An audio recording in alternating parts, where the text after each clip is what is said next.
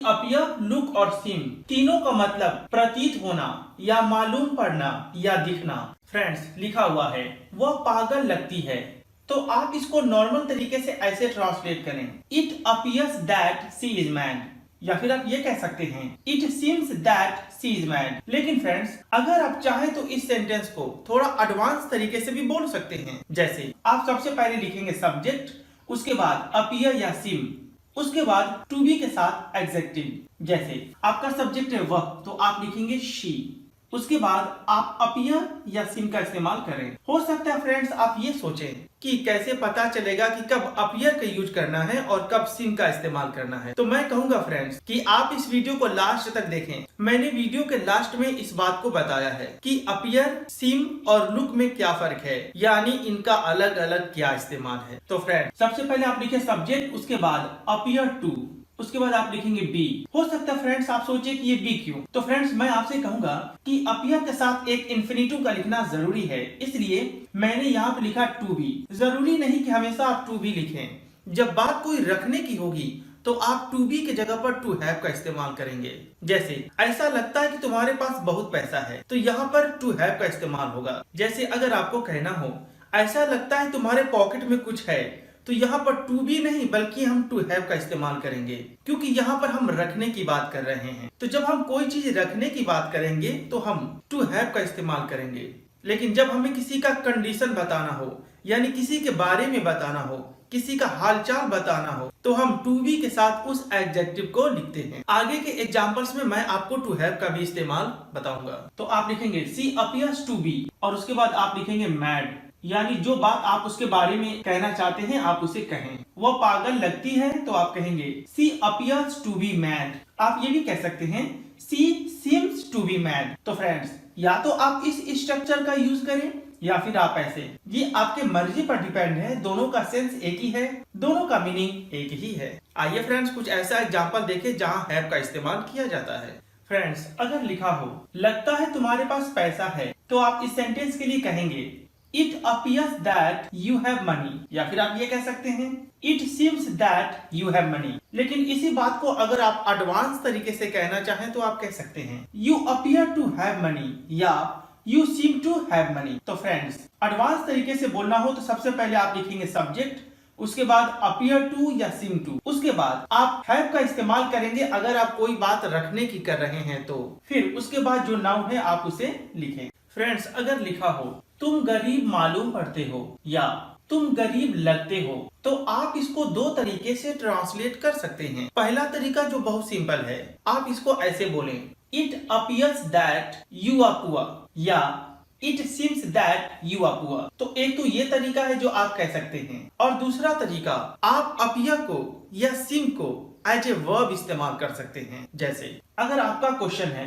तुम गरीब मालूम पड़ते हो, तो सबसे पहले आप लिखेंगे सब्जेक्ट और आपका सब्जेक्ट है यू, उसके बाद आप अपीयर या सीम लिखेंगे, जैसा कि मैंने अपीयर या सीम का इस्तेमाल किया हुआ है। उसके बाद आप टू बी के साथ उस एडजेक्टिव को लिखेंगे, जैसा कि मैंने यहाँ पर लिखा हुआ है। बी के साथ मैंने लिखा है पुअर, तो हमारा पूरा सेंटेंस हुआ you appear to be poor या you seem to be poor. तो फ्रेंड्स, इस तरह के सेंटेंस को बोलने के लिए दो तरीका है, या तो आप इट अपीयर्स दैट या इट सीम्स दैट करके अपने सेंटेंस को बोलें, यानी उसके बाद आपके सेंटेंस नॉर्मल वे से ट्रांसलेट होंगे, या फिर आप अपीयर या सीम को एज ए मेन वर्ब इस्तेमाल करें, जैसा कि आप टेंस में करते हैं। लेकिन यहाँ पर एक बात जो आपको खास तौर पे याद रखना होगा, चाहे अपीयर हो या सीम, ये दोनों एक इन्फिनिटिव को फॉलो करते हैं, इसलिए इनके बाद टू प्लस वर्ब का फर्स्ट फॉर्म लिखना जरूरी है। आइए फ्रेंड्स कुछ और एग्जांपल देखते हैं। फ्रेंड्स, अगर लिखा हो ऐसा लगता है तुम नाश्ता कर चुके हो,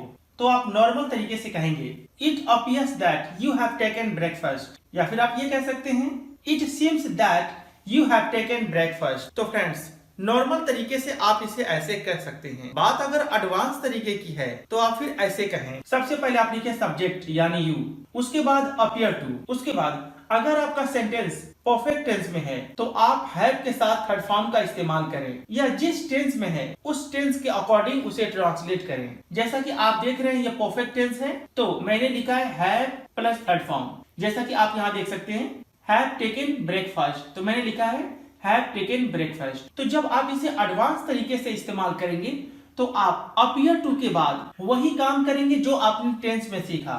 यानी टेंस में आपने सीखा सब्जेक्ट के बाद हैव, उसके बाद थर्ड फॉर्म, तो यहाँ पर आप सब्जेक्ट लिखेंगे, उसके बाद अपीयर टू लिखेंगे, उसके बाद जो टेंस में है आप उस टेंस के अकॉर्डिंग उसे ट्रांसलेट कर लेंगे। फ्रेंड्स, यहाँ पर मैं आपको एक खास बात बता दूं कि बाय द वे अगर आपके इस तरह के सेंटेंस पास्ट में हो, जैसे ऐसा लगा या ऐसा लगा था, यानी है की जगह पर अगर था लिखा हो तो आपको ज्यादा टेंशन नहीं लेना है। आप अपीयर की जगह पर अपीयर्ड या सिम की जगह पर सिम्ड का इस्तेमाल करेंगे, यानी आप सेकेंड फॉर्म का इस्तेमाल करेंगे। जैसे ऐसा लगा था, आप कहेंगे इट अपीयर्ड दैट या इट सीम्ड दैट। लेकिन यहाँ पर आप ये भी याद रखेंगे कि अगर इस तरह के सेंटेंस रहा रही में हो तो आप आईएनजी फॉर्म का इस्तेमाल नहीं करेंगे। जैसे ऐसा लग रहा है तो आप कभी ऐसे ना लिखें इट इज अपीयरिंग या इट इज सीमिंग। अगर वो प्रेजेंट टेंस में है तो चाहे ता करके है या रहा करके, आपको इसी तरीके से ट्रांसलेट करना होगा। यानी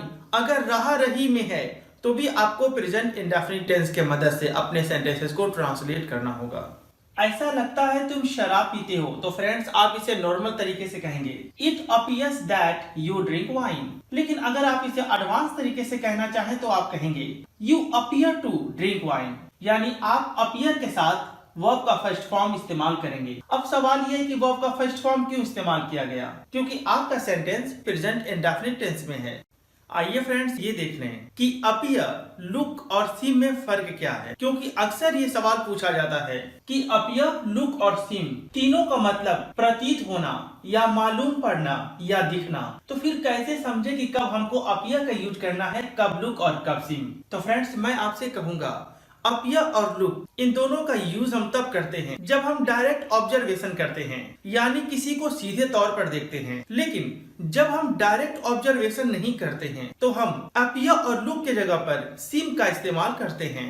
जैसे अगर आप मेरे सामने हैं और मैंने आपको देखकर कहा कि आप थके हुए लग रहे हैं या आप थके हुए मालूम पड़ते हैं, तो फ्रेंड्स यहाँ पर डायरेक्ट ऑब्जर्वेशन हुआ, तो मैं यहाँ पर अपीयर या लुक का इस्तेमाल करूंगा। मैं कहूंगा you appear to be tired, या फिर मैं ये कह सकता हूँ यू लुक टायर्ड। लेकिन मान लीजिए अगर मैं आपसे फोन पर बात किया और आपके बातों से मुझे एहसास हुआ कि आप थके हुए हैं, तो यहाँ मैं कहूंगा you seem to be tired, यानी आप थके हुए लग रहे हैं। तो चाहे सीम बोलूं या अपीयर या लुक, मीनिंग तो सभी के एक हैं, बट हम सिम का इस्तेमाल तब करते हैं जब डायरेक्ट ऑब्जर्वेशन ना हो, जब उस चीज को हम सीधे तौर पर ना देखते हो। फ्रेंड्स अक्सर आपके साथ ऐसा होता होगा जब आप किसी से व्हाट्सएप पे चैट करते हैं और सामने वाला का चैट कुछ ऐसा हो मानो कि वह गुस्सा हो, तो आप वहां पर कह सकते हैं you seem to be angry. आप ये नहीं कह सकते हैं you appear to be angry या यू लुक एंग्री। तो फ्रेंड्स ये है डिफरेंसेस। अपीयर और लुक का इस्तेमाल हम डायरेक्ट ऑब्जर्वेशन के लिए करते हैं, जबकि सिम का इस्तेमाल हम इनडायरेक्ट ऑब्जर्वेशन के लिए करते हैं।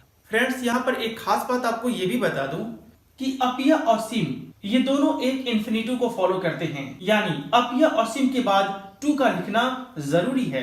लेकिन अगर हम बात लुक की करें तो लुक के बाद कोई इन्फिनिटिव नहीं आता, बल्कि आप कोई एडजेक्टिव या नाउन का इस्तेमाल करते हैं। तो फ्रेंड्स उम्मीद करता हूँ कि यह कंसेप्ट आपको शानदार तरीके से समझ में आया। फ्रेंड्स अगर आपको वीडियो पसंद आए तो प्लीज शेयर करना ना भूलें। फिर मिलेंगे एक नए वीडियो में, तब तक के लिए बाय।